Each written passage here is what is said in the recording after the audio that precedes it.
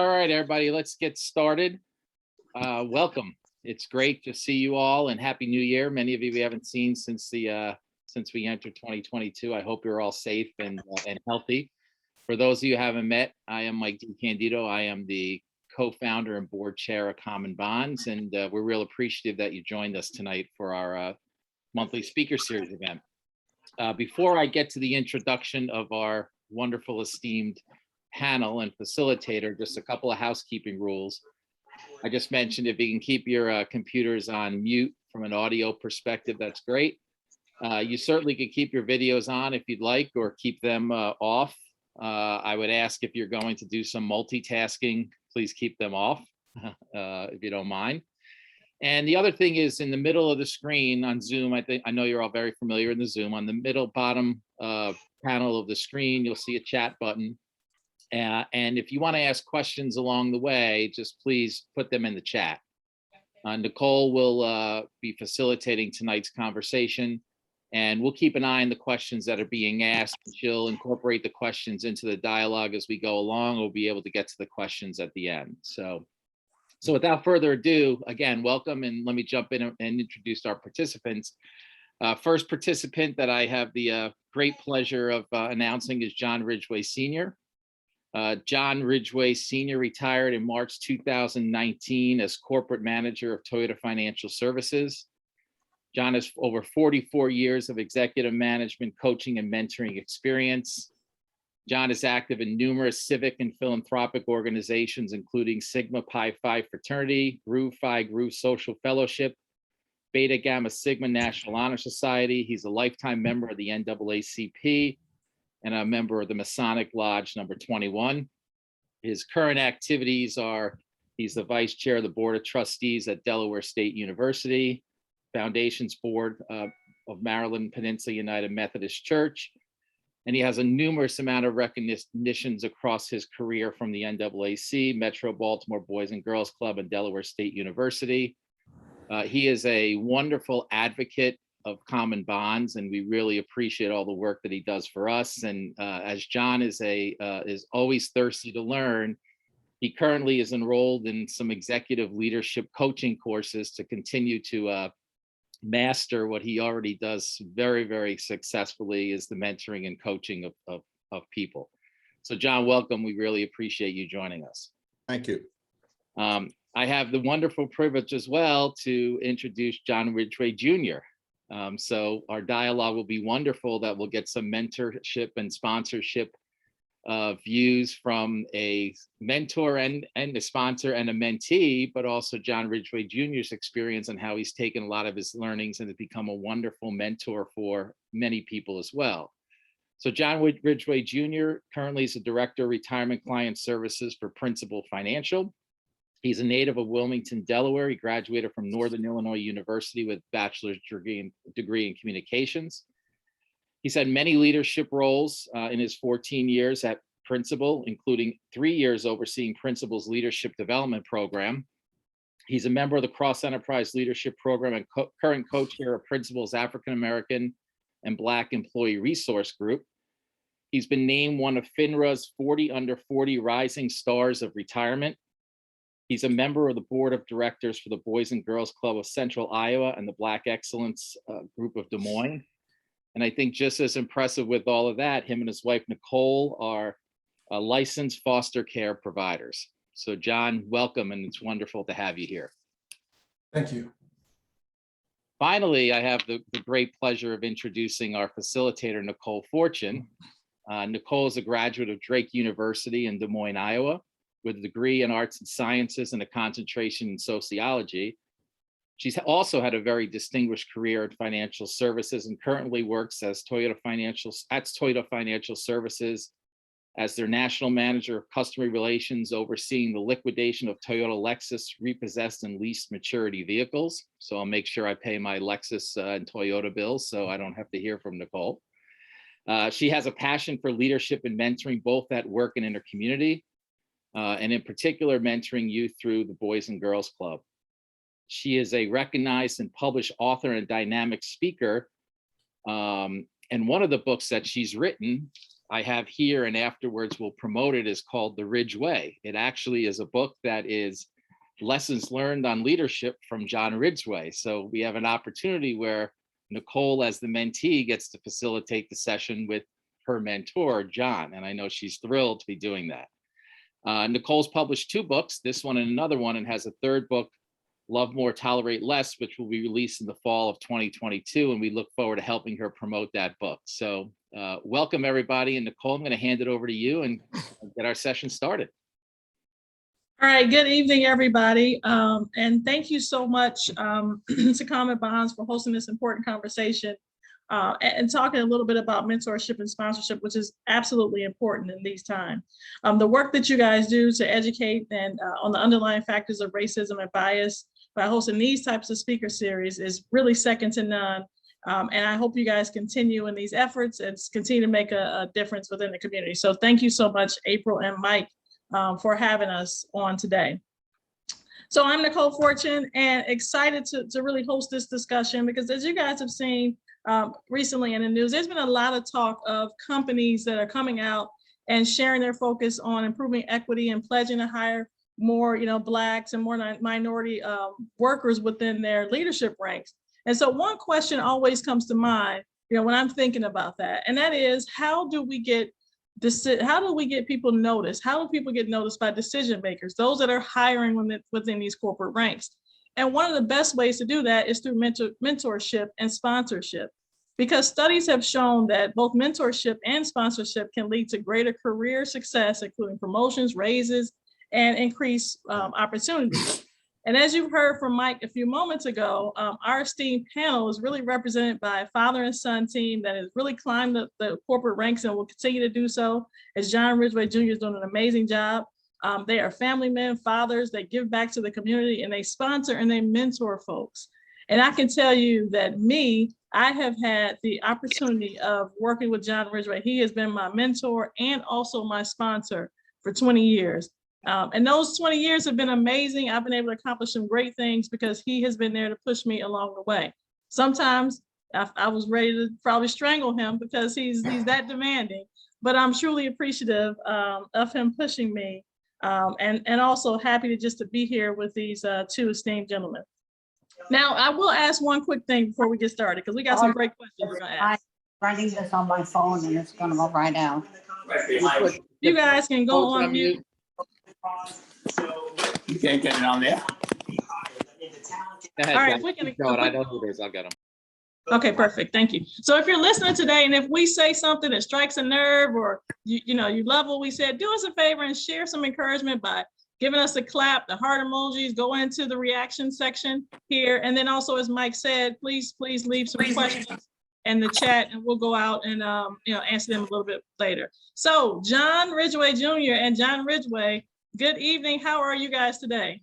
We're doing good. We're good. Thank And you. I want to take a minute and just thank everybody. I see so many of my friends and colleagues from all 3 companies I work for, people and friends in my community today. It's just great seeing some individuals I haven't saw in a long time. All right. Likewise, I'd like to thank everyone for attending and just looking forward to a great discussion.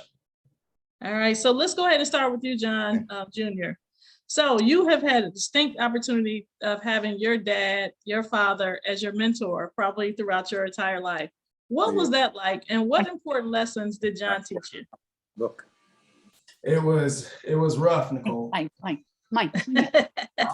I'm just joking. I'm just now ready to talk about it, but I kid. But so growing up in the 80s and 90s, we were first generation suburbs, and as a result, we were really conscious of being the only ones in the neighborhood that looked like us. So when you're navigating an environment where you could be potentially stereotyped, we were taught to need to work twice as hard, be on time, be conscious of etiquette, in general, don't be what they think you are. And, when I say there's another side to that message as well. And there's balance to that message that also says, don't stereotype others either. So, just because your neighbors don't look like you, it doesn't mean they're racist.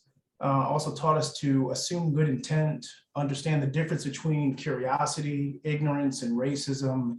And it helped me navigate my professional career as a result as well. The result of my upbringing was very confident, functioning in a work environment now where no one else may not look like me on a given day. It's challenged me to be curious, empathetic, compassionate to others' backgrounds. And, all of that translates to servant leadership. So it's been really helpful to have been raised that way. Another item I took from childhood and being raised by my dad is the correlation between success and who you surround yourself with. So my dad surrounded us with a lot of other successful friends and family members with strong values. And it's something I've tried to replicate with my friends and family and their subsequent relationships with my kids. So it's a real cool part of his legacy. It's an intangible version of generational wealth, just continuing the legacy of providing support so your kids can succeed. And I hope that my kids pick up on that and do the same. That's powerful, John. What you said, and servant leadership. And I too remember all those lessons that your dad shared with me. Asking me, who was I created for? Was it myself or for others? And so, powerful, message about just really navigating it and being mindful of folks understanding the difference between racism and ignorance. I mean, that is something that I know you and a lot of other folks of color probably learn and have to navigate through it, even in the corporate world, as we're just a microcosm of what's happening out in the world. So very, very powerful sentiment. And thank you so much for sharing. So let's go ahead and switch to John, John Sr. So what was it like mentoring your son? And what are you most proud of him for?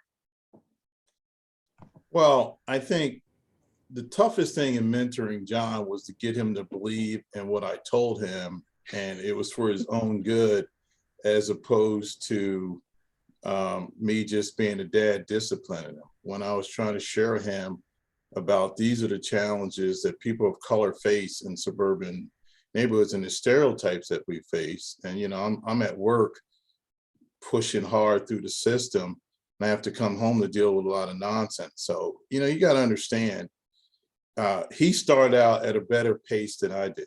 I had to come through a lot of different areas, and I was a pioneer, and not only in the neighborhood, but at work as well. I mean, John, I moved to Des Moines for several reasons. Number one, we felt it was a safe environment for him. But number two, at the time, there was no Blacks at a director's level. And I had to deal with the problem. If I had said no, then I not only had to deal with people at work who were saying that you get an opportunity, you said no, but then I had to deal with the community. And the thing that I educated my bosses is that, I could go to work and I'll be in a safe environment, but I had to bring my family to an environment that wasn't custom that they had to deal with every day at school. John was the only Black in his class many times. So it forced me to get involved with the community to, train and develop in diversity. So we put together programs at his school. By the time the classes after him, we went from 1 to 30. Mm-hmm.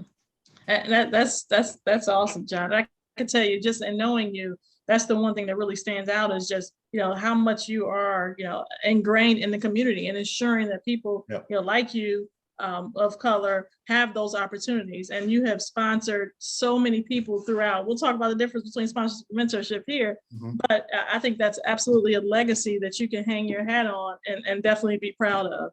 So thank you so much for sharing that. All right, so next question, either one of you could answer, how important is it in finding the right mentor and why? I can go ahead and start. I think it's very important to find the right mentor because there's always going to be someone that has perspective that you don't, that's going to be able to pour into you and give you a different way of looking at things. And I've had several mentors for different reasons. You have a mentor that has a similar approach, background, work style, and that person can help you translate similar traits to success. And help you form your own prescription, kind of learning from them. I've also had mentors that are very different, come from different backgrounds, see the world differently, because I know when I take things to that person, they're going to challenge me to think differently. And finally, that mentor has also got to be honest with you and help you see your blind spots and help you see your gaps so you can continue to evolve and grow and fulfill your potential. So variety of reasons why mentorship is extremely important to your growth. Absolutely. So, Nicole, I will add, I think to a degree, we've kind of like over diluted mentoring right now. So if you think back, I kind of break it down to what I call a structured mentoring program and an informal mentoring program. A structured mentoring program has a beginning and an end.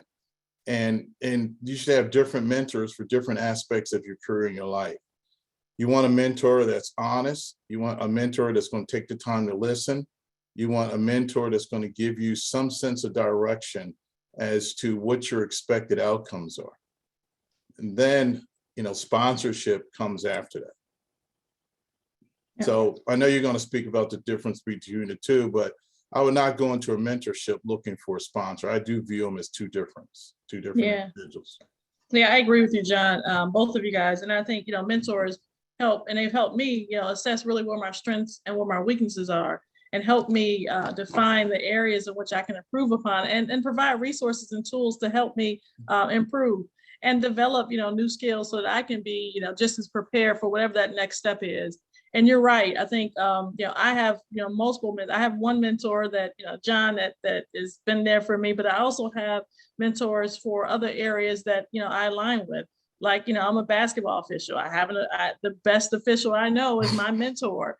And I'm writing. And so I talk to other authors and get perspective from them. So I think, depending upon your different interests, I think, there's mentors and people you should look out for, and find those folks to help support you. The other thing I would say is you really have to know who this person, what your goals are. So whether it's to assess your strengths, whether it's to gain, more knowledge, or, whether it is to, figure out how to navigate corporate America, know what your goals are, and find somebody that, when somebody comes and asks me if I could be their mentor, I ask them, what do you see in me that I showed strengths that will help align with improving your strengths? So know who they are. Don't just go to somebody and say, hey, can you be my mentor? Because you think that, they can, you guys may not align. Maybe their perspectives are different. Yeah. And so, please know what your goals are, before you find one, and then align with that person who best fits that particular goal. John, you're going to say something. I'm sorry. No, I said they're all good points and valid. So I agree. Yeah. All right.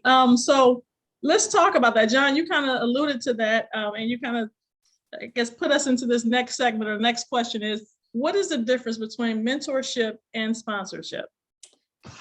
So I really look at a sponsor, he can play a similar role as a mentor, but a sponsor is really going to try to make things happen for you.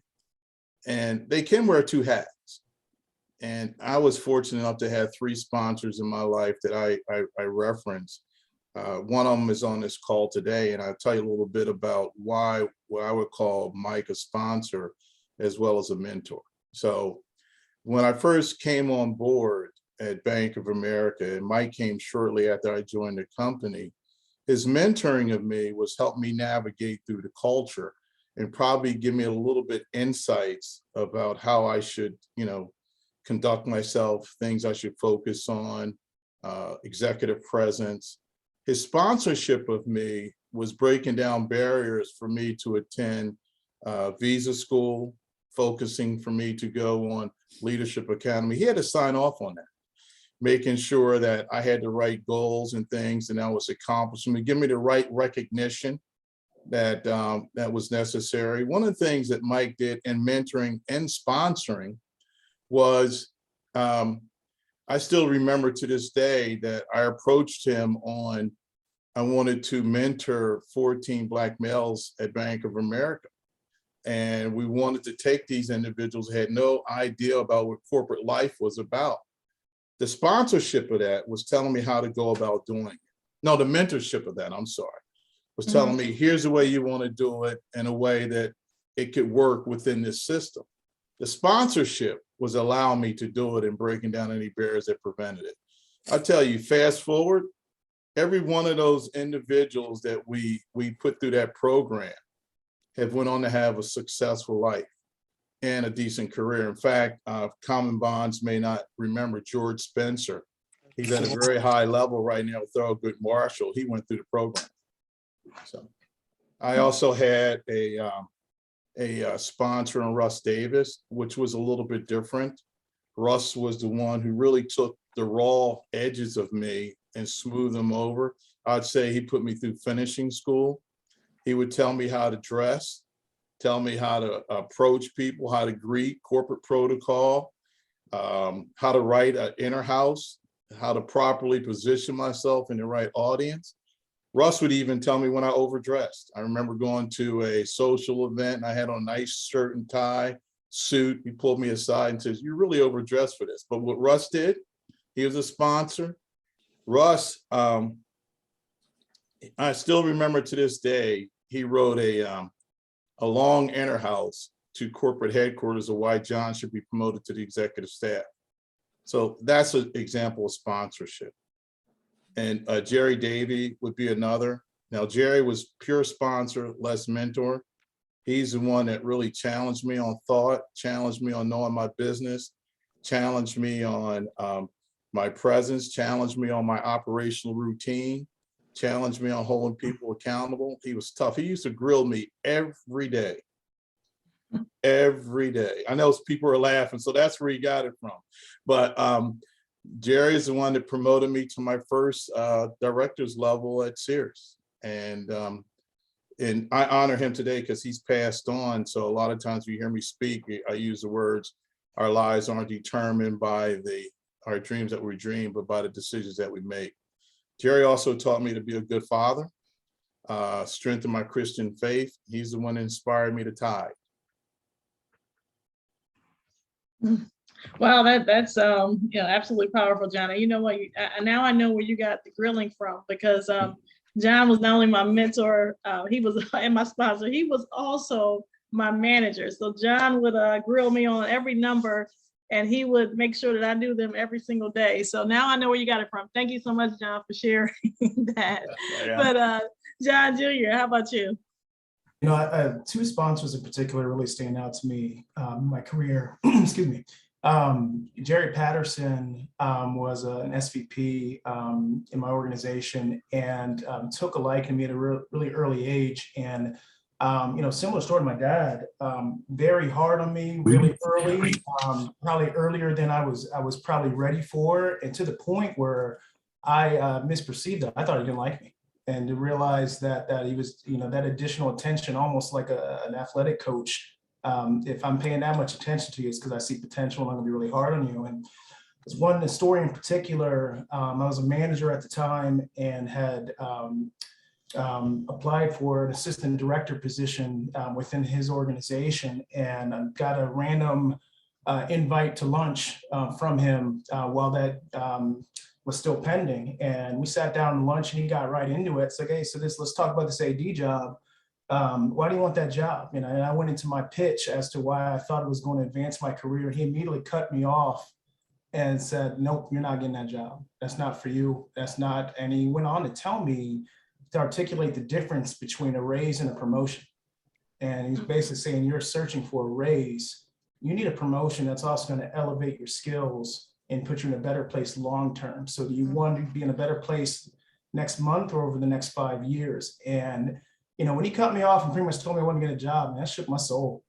It took a minute to get to it, but upon reflection, he did me a great service by explaining to me why that wasn't the right move, and why a more strategic long-term move was much better for my development. And the right opportunity came about not too long after that, and everything made sense. So his candor, his time, and just direct feedback was a great benefit. And he is an example of someone that evolved from a mentor eventually to a sponsor when he did actually clear away and create an opportunity for me. I'd say Joe McCarty is a vice president of my current skip level, who is in a very similar space, where he's always just giving me the gift of feedback and just letting me know there's times where he's been validating and letting me know, I agree with you, but let's talk through how we navigate some of this and get you the intended results that you're looking for. There's also times where he's told me stop whining, get back to work, get your stuff done, focus on the big picture. And that candid feedback, again, is a strong gift. And it's been very helpful because corporate America at times can be very passive aggressive, and not everyone tells you what they're actually thinking.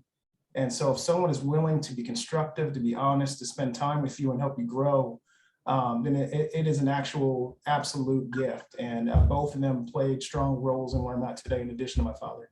Yeah. Now, great feedback. I agree with that. I think with sponsorship, somebody who has the influence and the ability to again remove barriers, like John said, but also speak about you and your skills in rooms that you're not able to be in. And that's what I'm so grateful for. And John, I can tell you, a story I've had in him is every time we've gone to a conference or, event with a company, I would sit there and observe him. And he would always talk about how this person is doing great and what this person just accomplished and how they saved the company money. And that really is somebody of influence that has the opportunity to speak on your behalf. That's true sponsorship. He's helping other people understand and notice you, and you're not even there. So when you do get to meet the folks, they're like, oh yeah, John told me about it. So I think that is his true gifting. That has been his true gifting.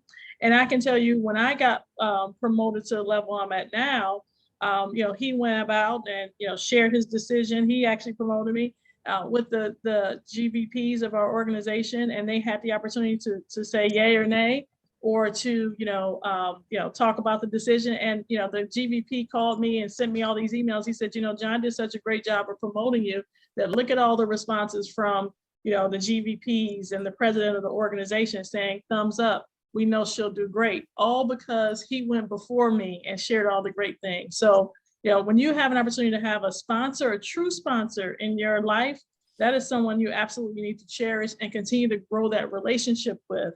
And I'm just grateful for the one I've been able to have. I'm gonna keep talking about you, John. But hopefully your head doesn't blow up, John. But that to me really is, the difference. Someone who can go before you and share all of the great things that you've done. All right, so let's transition. Anything else you guys want to share, John and John, before we transition to the next question? Hey, We can go. Nicole, the only thing I would mention is you have a couple of questions in the chat that are Yes. sponsor related that you may want to intermingle in now, or you can wait till the end. It's up to you. All right, let me pull up the chat. Okay, wow, a lot of questions. Thank you guys for your question. All right, let's go. Okay, are there risks for a sponsor? And yes, are there risks for a sponsor? And question.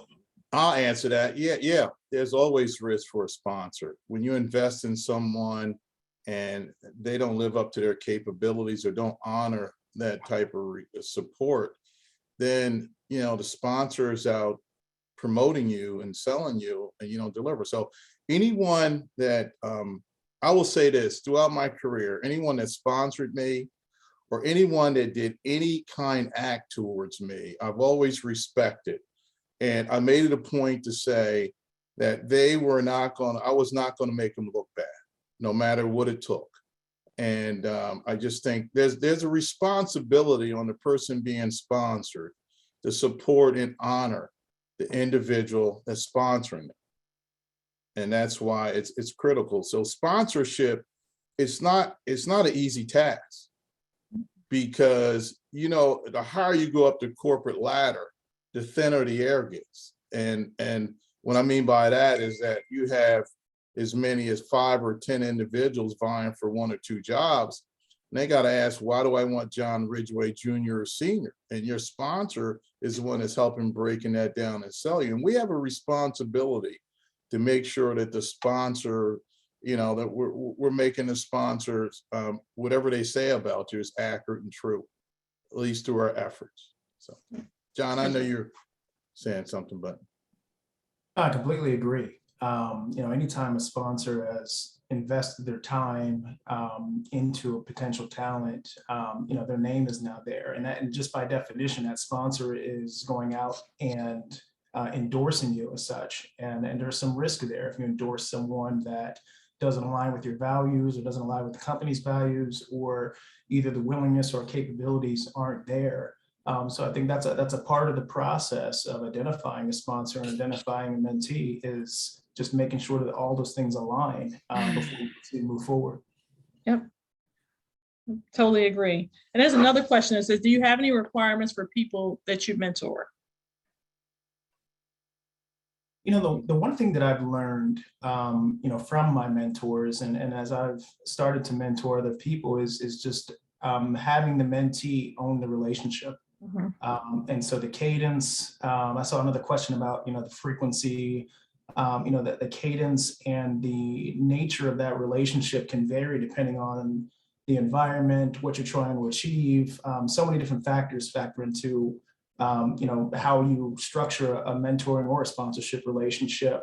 But the one thing that I've seen that's fairly consistent is the expectation that the mentee owns that relationship and fulfills their end of the bargain in regards to keeping those discussions, meeting times, whatever you agreed upon, whatever contract you set between mentee and mentor. I've always described that the mentee should own it.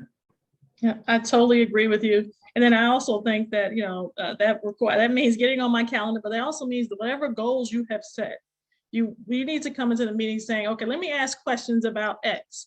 Let me, you know, engage my mentor in really understanding, you know, how she did Y. So really the onus is on you and being able to really articulate your goals, ask questions, and kind of pull out feedback for me to be able to help support you. And then I think goes back to the first thing. I just need to know why do you want me to help you? And then, you know, you have to be able to articulate your goal. You drive the conversation. You drive it. And let's see, John, let me see, do I have any, let me look through some of the others. We talked about the frequency. We talked about a little bit about questions about, are there any expectations? I think that's it. Any other questions out there that you see? How do you evaluate or measure success in a relationship before you make a change? Anybody want to take that? Can you restate the question, Nicole? So how do you evaluate or measure success in that relationship before you make a change? Well, you measure it based on your established agreements that you have up front. So if you talk about mentoring, generally, if it's, I say if it's a formal mentoring program, you try to establish some things that you want to accomplish and you measure them along the way, whether they be what I would say quantifiable instances that you can measure, or it's soft, but you measure. And then when you get to a certain point where both of you are satisfied, then you establish new goals, where you enter the mentoring ship and you move into something different. And the recommendation could be, you know, through mentoring, the recommendation could be taking a class, the recommendation could be working on specific things. If those are accomplished, then you measure your success. And then there's a certain feeling you get throughout the mentorship. You can tell if someone is growing and developing. Mm-hmm. You can absolutely tell, you know, somebody's growing and developing. And you know, and for me, you know, it's really about, you know, are we able to achieve what you hope to achieve? Because you may think that I'm the person for you to mentor, but then maybe down the road, you know, that doesn't serve. I mean, you've evolved, or I've evolved, or you've grown, and now you need more information in another area. And I think it's important to be able to, you know, understand, all right, this no longer aligns with my goals. And it's okay. It's business. It's okay. You don't have to be afraid, you know, to hurt somebody's feelings. I think, because ultimately at the end of the day, you want to continue to evolve and grow. So, you know, if it's not, then I think, you know, you have to make that transition and find someone who can, you know, further align with now where you are, because you will continue to evolve and grow. So Nicole, it's important to realize that mentoring is about development. It's not about guarantees. I mean, a lot of individuals get into a mentorship program, and they think it means when I finish this, it's going to position me for a promotion. All that is doing is helping you to become a stronger, a better, a more talented leader. Yeah. And then there's reverse mentoring. I mean, I've, you know, some of the leaders that I go back to Jerry Davey, I'll reference that. He was a sponsor, but I had the opportunity to mentor him, because in his opinion, to ask me to go as a director's job, like in a town like Des Moines, I should be ecstatic because it's a promotion. And the company didn't give thought to what it meant to my family. You know, what it meant to putting John into a school that's not diverse. Where is he going to get a haircut? Where is Sherry going to shop? Where she's going to get her hair done? Where are we going to worship as a family? What are things we're going to do socially? And I think, you know, before he passed, he used to tell me that's the one thing that he learned from me, because we developed a strong relationship. And through that, I was able to educate him on some of the challenges that someone as myself faced when I had to uplift the company. Because back then, you know, I went from affirmative action to diversity, to diversity and inclusion, to diversity, education, and inclusion. So I went through all phases of that. And, you know, at each phase, the expectations changed. You know, it was affirmative action, it was more of a numbers game. And so, you know, in that numbers game, companies expected, if I came to you today and say, hey, I want you to go to Boston, they expect you to go. Some companies, I can tell you on experience, you know, if you said no, they flipped it over and your resignation was on the other side. Wow. So that's the way it was back then. Wow. I mean, I remember coming in the house telling Sherry and the family, we're going to Des Moines. John didn't tell me, and that's the thing you say, growing, he's out throwing rocks at the for sale sign because he was upset because we was leaving Chicago. I find out 2 years later, it mattered to him to stay there. So, perception. Yep. The only thing I'll second is just the importance of reverse mentoring. Just to go back to that for a moment, you know, I'm blessed right now to have a fantastic leadership team that I get to work with daily now. And one of the things that works with our dynamic really well is the fact that we lead pretty flat. You know, there's balance there. There's respect over the leader and the employees, and everyone's doing their role. But at the same token, if I'm taking the team in a direction that they don't understand or agree with, they do have the psychological safety to come in and say, John, what are we doing? I don't agree with this. Help me understand, help me get there. And their perspective is super valuable because, you know, they're closer to the frontline work, and they are sometimes have a clearer view as to how my decisions impact the broader organization. So it's very important. And the fact that we have two-way discussions it helps them continue to develop and fulfill their potential, but it helps me develop to help me understand that I don't see and know everything. I need to be thoughtful and holistic and think of how decisions impact the entire org. So this reverse mentoring is very important as you continue to elevate, because you lose some perspective as you get away from the front lines. I think that's very important that you say that about reverse mentoring. And, you know, as organizations, we should want to hear from the folks that are on the front line, you know, that are doing the work so that we can make the appropriate decision. And so, you know, if you're out there and, you know, you should just speak up. I'm glad that you are creating an environment where you're letting people is safe for them to speak up, and you're actually taking what they're saying and incorporating that into the decision that you make. So kudos to you for doing that. John, I think you were going to say something. I'm sorry. No, I'm good. Okay. All right. So let's go to you, John Sr. Let's go to you real quick, because you alluded to this question about can mentors and sponsors be the same? You talked a little bit about that. So share what your thoughts are on that. Well, I think it depends on the relationship you have. It really starts with mentoring. And if the person has the capability to be your sponsor, it evolves in that. You know, I referenced Mike. I would just say he started out as a mentorship, evolved into sponsorship, and landed into friendship.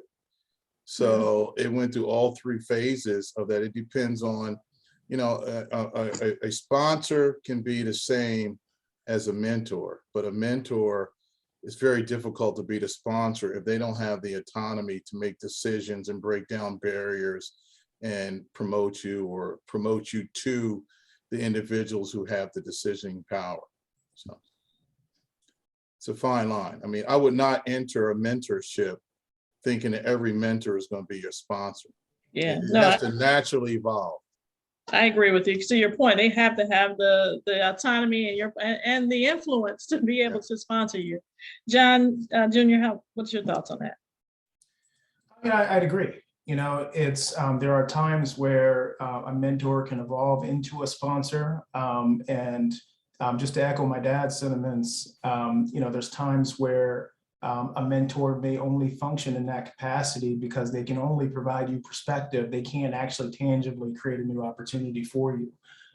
So it's important to understand the difference when you're setting up that contract between your mentor or sponsor, and to kind of come back to what we alluded to earlier, and just making sure everyone understands what the intended outcomes are and the fact that those outcomes aren't guaranteed. That's the vision, and the whole point is development. It may take you down a path that you may not be intending, but very important to understand who can actually sponsor you and who can mentor you. Agreed. Totally, truly agree in that perspective. All right, let's go to the next question. And some people may be thinking, all right, you guys are talking about mentorship, sponsorship, but how do you actually find one? Where are mentors and sponsors? Especially now that we're working from home, we're not necessarily in the workplace as much as we once were. So how do you find a sponsor? And maybe share a little bit about how you found yours or met your sponsor or mentor. Yeah, I can start just with a quick story. When I started a principal, several years ago now, but starting off and didn't always have the confidence that I could achieve what I wanted to achieve. Wasn't quite sure how to navigate. And Principal is a great company where the access to decision makers and leaders is pretty unrivaled. There's not too many instances in my career where I haven't been able to get in front of a decision maker if I owned it and I set up time, and I honored that time by being prepared and clear about what I was, what I intended. But long story short, had connected with a decision maker casually, and he threw it out there a couple times, just yeah, let's grab lunch, let's chat a little bit. And I took that initially as just a nice thing to say, and gave him the same, like, absolutely, yeah. And then next time he saw me, he was like, hey, let's grab lunch. A little more direct about it. And I was like, yeah, absolutely. Third time, he's like, hey, I said, let's grab lunch. In other words, when are you scheduling lunch? And I was like, oh, okay. All right. I'm picking up on it now. You had to hit me over the head with it. And so just being open and conscious and confident to own that relationship. And so I was intimidated by, even with having an executive as a father, was intimidated by having an executive, like, why would he want to reach out to me? He's just being nice. And I had to get past that. And I probably, could have prevented myself from opportunities by being confident in my space, owning the relationship, and being able to present myself as someone that was worth his or her time.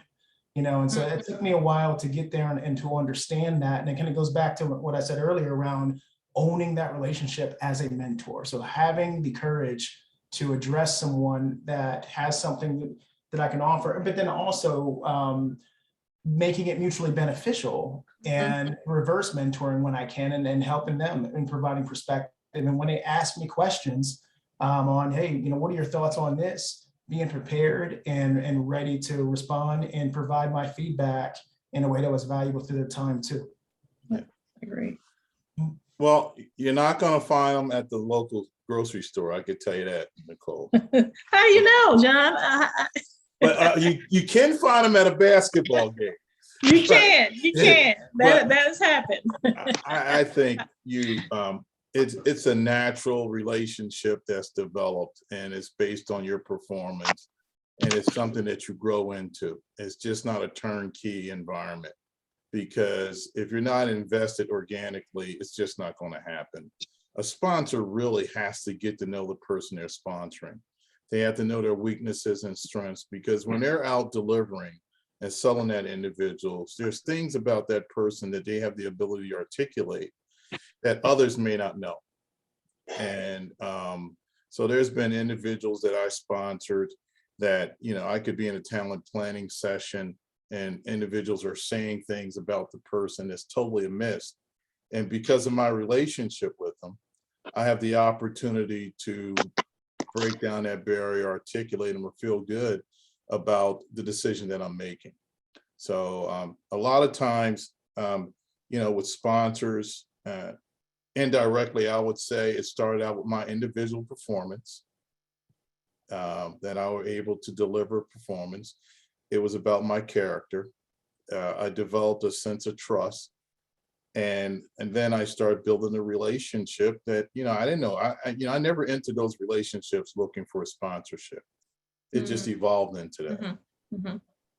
Yeah, definitely agree with you guys. And, and what I would say, kind of as some practical advice is once you understand what your goals are, who are those folks that are in those industries or in those lines of businesses that seem to have, succeeded in those areas? Who are those people? Yeah. They could be in your community, maybe not in the grocery store, John. They could be coworkers, friends, maybe college alumni networks, churches. So find out who those people are and reach out to them. A lot of what we do, a lot of this is about networking. Had I not, gone to referee the basketball game, I think Andrea Montgomery, who's John's daughter, is on here. Shout out, Andrea. How you doing? But had I not, gone outside my house to officiate a game, and I take it even further back, I met John actually in the vestibule of Corinthian Baptist Church, and I introduced myself. So had I not done that, then he wouldn't have seen me at his daughter's game, remember me, and the rest wouldn't have been history. So go out and find those people that are succeeding in the areas in which you want to be in, and reach out, talk to them, ask them questions, pick their brain. But then also, I love what John Jr. said is that, reverse mentoring, have something to share, so maybe, you can provide some insight to take their load off. But, just make sure that, you are seeking those people, getting out there, networking, and then, sharing just kind of some of the areas in which you're looking to grow with. Mentors don't always have to be executives. So some people are looking for, I got to find a GVP in my organization. Maybe not. Some of them could be, they could be someone who may be a couple of steps ahead of you, within, their career, within your career plan, or maybe they've been at the company 2 or 3, more years longer than you, and they can share some real practical information to help you learn and grow. Those are some of the people that you want to align yourself with and who could potentially be sponsors. Any other questions, thoughts, or comments? Anything else you want to share, John and John? I know we are nearing the end of our time. Yeah, I would just say personally, part of mentoring and sponsorship of the mentor and the sponsor is the ability to read, accept feedback. And I'm looking at some of the names on this list and I'm laughing because, you think back, and I think Susan will say this, and I see Luther's here from Sears, and you. Oh, Luther's here? Wow. It was expected for you guys to push back and disagree. I mean, I'm sitting here and I'm gonna pick on Tony for a minute. I still remember one day I was in a way that I wasn't listening well, and then she caught my attention. We were talking about a problem, and she said, "No matter how much you look at it, it's not going to happen until this date." And she said, "You can get upset, you get mad, no matter what you want to do, John. It's just not going to happen on that date." And I walked away from that meeting, made me reflect and generate a lot more respect.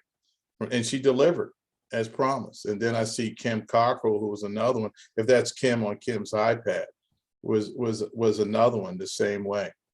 So you look for feedback, and mentors and sponsors should always be in a spirit of accepting feedback, regardless how tough that feedback is, how honest that feedback is, and how direct that feedback is. And people have different communication styles. Individual, we call it differential investment, and that's looking at each skill set you have and managing according to that skill set. That's all I have. All right, perfect. Thank you. All right, well, I think we are nearing the end of our time, and thank you guys so much. I'm just kind of manning the chat to see if I have any other questions. I do see one that says, are John Sr., John Jr., and Nicole open to having Common Bonds followers reach out to them for any advice on mentorship, sponsorship that may not have been comfortable discussing on this video call? I will say absolutely. I don't know if you guys want to share your email, John and John. Absolutely. Yeah, I'd be happy to. Any other contact information? Yeah, well, if you want to put it on the website, it's jridge02@aol.com. And my phone number, okay, Mike can share with the followers after the call. Got it. Okay. All right, perfect. Any other questions out there? All right, well, it has absolutely been a pleasure being with you all tonight. Look at Luther Tucker. Hi, Luther Tucker. Hello, Nicole. All right, Luther. We be all night talking about Luther. Luther was actually my first boss at Serious Credit. So anybody else, if there's no other questions, thoughts, or comments, I'll turn it back over to April, who will close us out. Thank you guys for your time. Thank you so much, Nicole. Wow, this was such a wonderful conversation. I wanted to introduce myself for these. I see a lot of new faces, and thank you again for joining us. I'm April Adams. I am co-founder and president of Common Bonds, and just wanted to let you guys know the reason why Mike and I started Common Bonds is exactly what we're talking about tonight, and it's the mentorship and sponsorship. John Senior and John Junior, thank you so much for the very inspiring and very practical tips on mentorship and sponsorship. But John Senior, to your point, you gave kind of the steps, the levels to your relationships with the mentorship and sponsorship, and then into friendship. And I think you were talking about Mike. Well, it was a little different for me. I think for me, Mike started out as my sponsor. He went right across the middle for me off the bat. I didn't think he knew too much about me, but he might have saw some potential in me. And so he became my sponsor, then my mentor, then my friend. And so this was really some good information and good conversation. I took some notes. I just wanted to highlight a few things.